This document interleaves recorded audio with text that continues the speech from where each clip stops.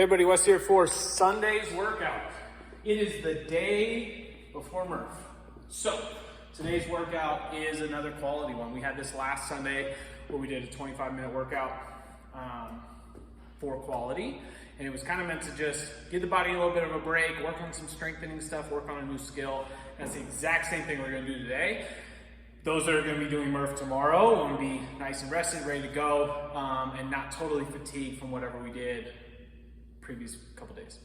So, workout itself, 5 rounds for quality, 8 on each arm of a single arm, kettlebell, upright row.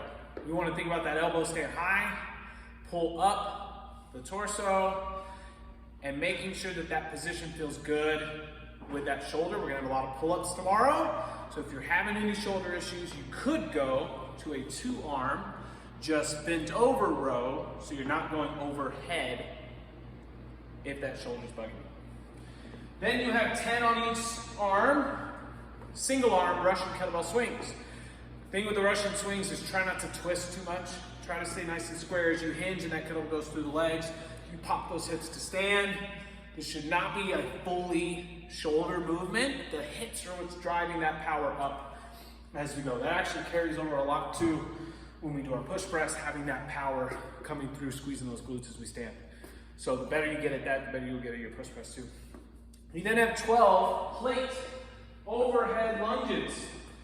We want to make sure, again, that our shoulders aren't bugging us too much. We could always go to a dumbbell suitcase lunge or a body weight lunge, where we want those elbows totally locked out, weight overhead. And then as we lunge, making sure that that weight is staying over that midline and not coming forward, not falling back, putting us in a funny position, and that we're not losing our torso position because that weight is overhead. So if we need to change weight to be able to do that, let's make sure we do that right. We then have a 250 or 200 meter row. I would push this one a little bit on this day. You'll get a little bit of pulling fatigue from it, but it's not gonna blast you too much for Murph the next day. And then a 200 meter run.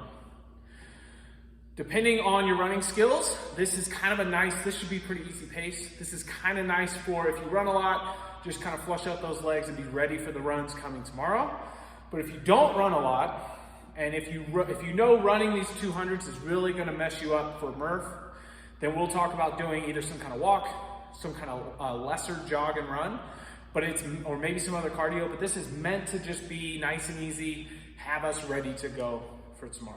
Okay, so that's all Sunday's gonna be about. We'll then have an optional finisher with some core, some new movements we haven't done before.